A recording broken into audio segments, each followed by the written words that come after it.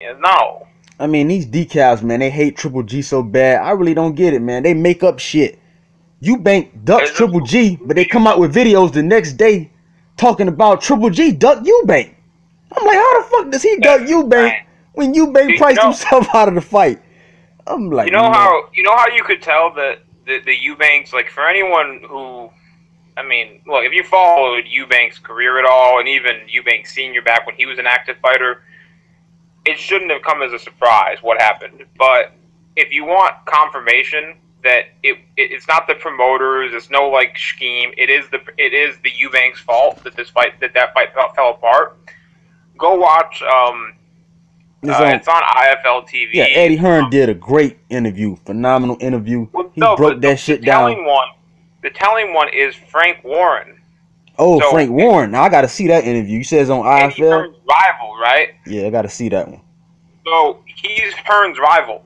If it was a situation where, like the Eubanks were palatable to work with, that you could actually work with the Eubanks, and they weren't crazy people, like it's obvious they are. Well, wouldn't Hearn think there? Wouldn't Frank Warren be like, okay, well, there's a top 5 middleweight who's a top 10 middleweight, top 5, top 10, whatever Eubank is, who's upset with his promoter right now. Maybe I should position myself to try to sign Eubank, right? And what did he say? He's talking shit about him. He's saying, "I will never work with him, like never." So they don't want to. They don't want shit. They don't want shit to do with the Eubanks. They got to tell you something. Yeah, got to tell you something, man. The 2 biggest promoters in the UK are basically saying this guy's a headache. This dude lost to Billy Joe Saunders. Then he got the nerve to price himself out of. I mean, who the fuck you think you is? You lost to Billy Joe Saunders. You haven't beat nobody on your record. What Frank Warren was saying also is that who the hell is Eubank to try to like make all these decisions? He's like, you're a contender. All you should be worried about is get your ass in the ring and beat Golovkin. Because if you beat Golovkin, all your dreams come true. But bro, I'm gonna tell you what it is. All these guys want to be Floyd Mayweather, and they ain't done a motherfucking thing, and they want to be Mayweather. They think they Floyd. You got Adrien Broner asking Manny Pacquiao for $10 million when Canelo Alvarez made $5 million to fight Floyd. You got Danny Garcia turning down $4 million when he ain't never made close to that in his whole life. These guys want to be Floyd when they ain't put in an ounce of work, bro. That's what it is. That's why you got Eubank asking for all this different shit. They don't want to put the work in, but they want to make these demands like Floyd. It's pretty out of control. I mean, people rip the whole like, oh, it's boxing is a. I mean, people have to be reasonable. Like I just don't get it. I mean, look at Golovkin's career. Like when his as he was like coming up, Sergio wouldn't fight him, Cotto wouldn't fight him, these guys wouldn't fight him, so he went and fought like Daniel Geale, and he didn't make his first $1 million payday until the William Monroe fight, I don't think. Didn't get his first million to the Monroe fight. But he was fighting a bunch of top 10 middleweights. He was fighting top 10 middleweights, but he's not getting paid $1 million for it. So he was building a fan base. He was putting on good performances. And that's what these young guys don't get. You got to put that work in first. Motherfuckers want to come out the gate asking for $1 million, $2 million. No, it don't work like that. You got to put that work in. Once you establish yourself, then you can start making these demands. Even with Floyd, he wasn't getting no 10 million, 15 million. He didn't get that shit after he beat De La Hoya. Once he beat De La Hoya, then he started getting these paydays. These guys don't want to do an ounce of work, but they want 10 million, 15 million. The game don't work like that, man. They got the game all messed up.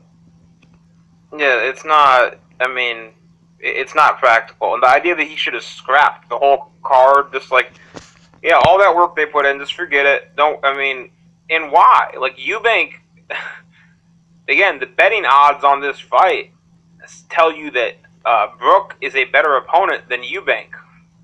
And to me, he's a bigger name. To me, Brook is a bigger name than Eubank and Arizlani Law. I'm not saying a bigger name. I'm saying he's a better opponent based on the betting odds. That he has a better chance to win than Eubank. He's a 6-1. Yeah, I see what you're saying. He's a 6-1 underdog. I mean, yeah, like whereas Eubank was like a minimum 9-1, 10-1. I mean, you'll get various odds different places. And bro, you notice they say the fight is so bad, but you look at their videos, look at their timeline. in their video feed. Every motherfucking video is about Kell Brook versus Gennady Golovkin. Now, if a fight was that bad, would you do a video on it every day? And I guarantee you they gonna watch it. I guarantee you they gonna be watching it. Guarantee it. You can bet your house on it.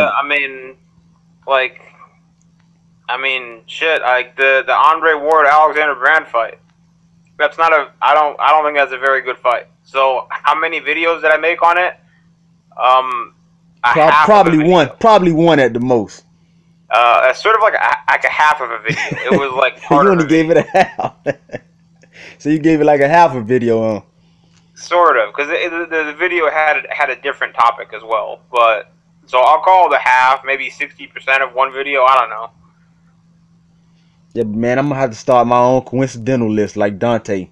Is Lomachenko gonna be on there? Triple G, Manny Pacquiao. You know the funniest thing? They hate those fighters with a passion, bro. Go ahead. You know the funniest thing about the coincidental is the idea that Anthony Joshua was on it. Like, how is Anthony Joshua? Anthony Joshua is the king. Like, he is. I'm an Anthony Joshua fan. I rep Anthony Joshua. I don't know how the hell they got him on the list. About him, he's the man. I mean, but yeah. I'm just picturing someone. I'm just picturing Dante like coming to Anthony Joshua, trying to tell him that he's like that he's so like downtrodden. He's on the coincidental list and everything. And Anthony Joshua is over there sitting on his throne. He's got a big crown on with like the Hope Diamond on top of it. That's one of my favorite fighters, Anthony Joshua. I mean, dude, he makes more money than anyone in boxing. Exactly, man. Like, sells out the O2 like crazy, man. How is he on the coincidental list? He's the man. I mean, straight up buffoonery. I'm sure if Dante like tried to tell him how downtrodden and how mistreated he is, like Joshua would say, "Guard, seize him." You know who gets the most? You know who gets the most hate? Triple G, Roman Chocolatito Gonzalez, Lomachenko, and Manny Pacquiao.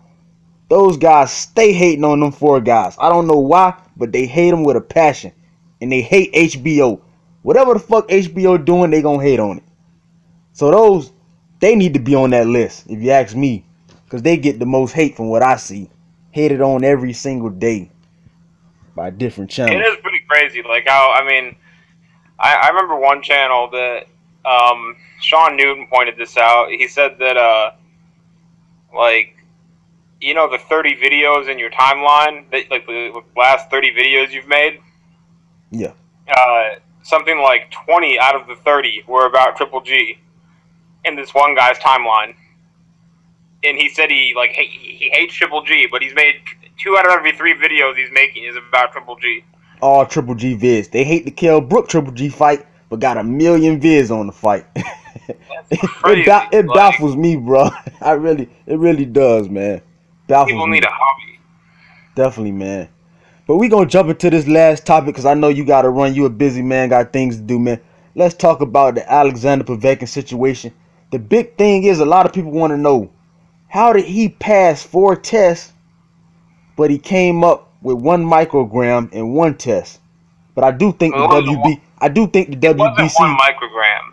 Oh, go ahead. I'm gonna let you explain it because you break it down perfectly, bro. So go ahead and touch on that. 70 nanograms in the A sample and 72 in the B sample. That kind of variation is normal. And I'm not a chemist, but I've read enough about it to know that this is not abnormal, that drugs don't always excrete in a linear fashion. They don't, which means that when you're talking about extremely small trace amounts, you can have very small, like you can go negative, and then have a positive. And if you notice, those 3 negative tests he had, they were within a 5-day window.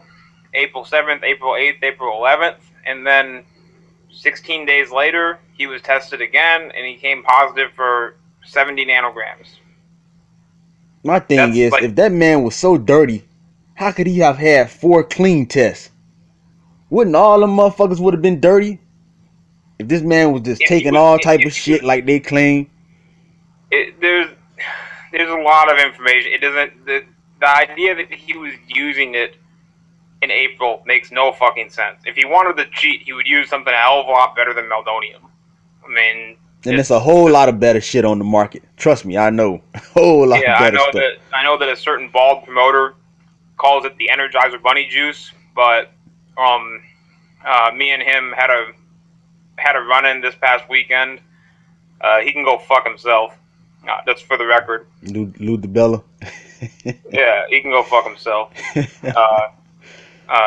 Condescending, rude bastard.